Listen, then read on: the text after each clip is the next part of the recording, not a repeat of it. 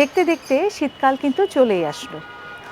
ঢাকায় যদিও তেমন একটা শীত পড়েনি, কিন্তু ঢাকার বাইরে কিন্তু বেশ শীত অলরেডি পড়ে গেছে। তাহলে এই শীতে বাবা মারা কিন্তু বেশ সংশয়ে থাকেন যে এই শীতে বাচ্চার যত্ন কিভাবে নিব, কীরকম কাপড় চোপড় পরাবো বা কতদিন পর পর গোসল করাবো, এক্সট্রা কোনো যত্ন করতে হবে কি না। বিশেষ করে যাদের ছোট বাচ্চা আছে ঘরে, তারা কিন্তু আরও বেশি এটা নিয়ে ঝামেলায় পড়ে যান। তাহলে আসুন আজকে জানি যে এই শীতে আমরা বাচ্চাদের যত্ন কিভাবে করতে পারি। প্রথমে যদি আসি যে কাপড় চোপড়, কী কাপড় চোপড় পরাবো আমরা শীতকালে বাচ্চাকে, বা কতটুকু গরম কাপড় পরাবো না, এটা কিন্তু সম্পূর্ণই ডিপেন্ড করে যে আপনি কোন এলাকায় আছেন এবং আপনার এলাকার তাপমাত্রা কেমন, বিশেষ করে আপনার রুমের তাপমাত্রা কেমন। তা আপনার রুমের তাপমাত্রাটা কিন্তু একটি মেনটেন করার একটি বিষয়, কারণ আপনার রুমের তাপমাত্রা যদি অতিরিক্ত ঠান্ডা হয়, তাহলে আপনি কি বাচ্চাকে অনেক গরম কাপড় পরালেও দেখা যাচ্ছে বাচ্চার শরীর ঠান্ডা হয়ে যাওয়ার সম্ভাবনা থাকে। এই জন্য আমাদের প্রথমেই দেখতে হবে আমার রুমের টেম্পারেচারটা মেনটেন হচ্ছে কি না।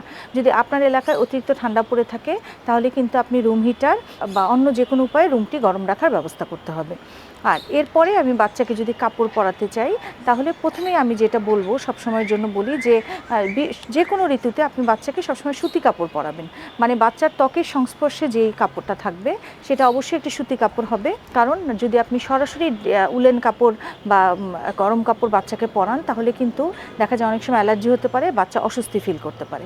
তাহলে নরম সুতি কাপড় পরাবেন এবং তার উপরে আপনি যে কয়টা আপনার প্রয়োজন অনুযায়ী শীতের কাপড় পরাবেন এবং সেই প্রয়োজন অনুযায়ী টুপি বা মোজা পরাতে পারেন। তবে খেয়াল রাখতে হবে এই ক্ষেত্রে যে বাচ্চা যেন ঘেমে না যায় এবং ঘেমে যেয়ে বাচ্চা যেন অস্বস্তি ফিল না করে।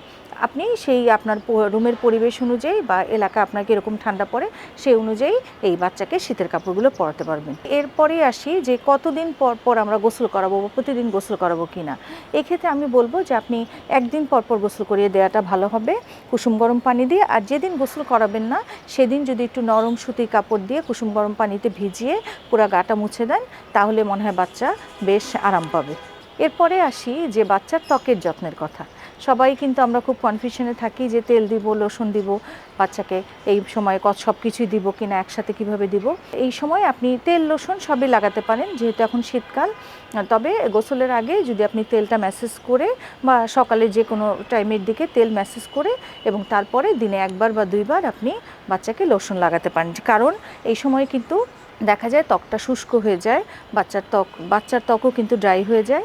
তো এই সময় আপনি তাকে প্রয়োজন অনুযায়ী একবার বা দুইবার দিনে লোশনটা লাগাতে পারেন। তবে এই ক্ষেত্রে কিন্তু মনে রাখতে হবে 1 মাসের নিচের বাচ্চাদের কিন্তু আমরা সাধারণত তেল লোশন লাগাতে নিষেধ করি।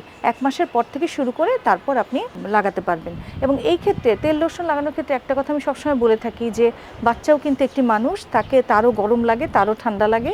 সেই জন্য আপনি ঋতু অবস্থা বুঝে, এরকম আমরা যেরকম গরম ঠান্ডা বুঝে লাগাই, অনেকে আমরা যেমন করি বাচ্চাকে অনেকগুলো লোশন বা অনেকগুলো তেল দিয়ে দিই, এতে কিন্তু বাচ্চা দেখা যাচ্ছে ঘেমে যাচ্ছে, অস্বস্তি ফিল করে, সেটা করা যাবে না। এরপরে যদি আসি যে বাচ্চাকে এই শীতে আমরা সবচেয়ে সবার উপরে যেটা পুষ্টিকর, বিভিন্ন পুষ্টিকর খাওয়া, সেটা তো খাওয়াতেই হবে। এবং এই শীতে যেহেতু প্রচুর শাকসবজি, বিভিন্ন হলুদ সবুজ শাকসবজি পাওয়া যায় এবং বিভিন্ন ফলমূল পাওয়া যায়, তাহলে এই চেয়ে আমরা চেষ্টা করব যে বাচ্চাকে আমাদের সিজনাল যে সবজি ফলগুলো আছে সেগুলো খাওয়ানোর জন্য। তাহলেই কিন্তু বাচ্চা ভিতর থেকে সুস্থ থাকবে এবং এই শীতে হাসি খুশি থাকবে।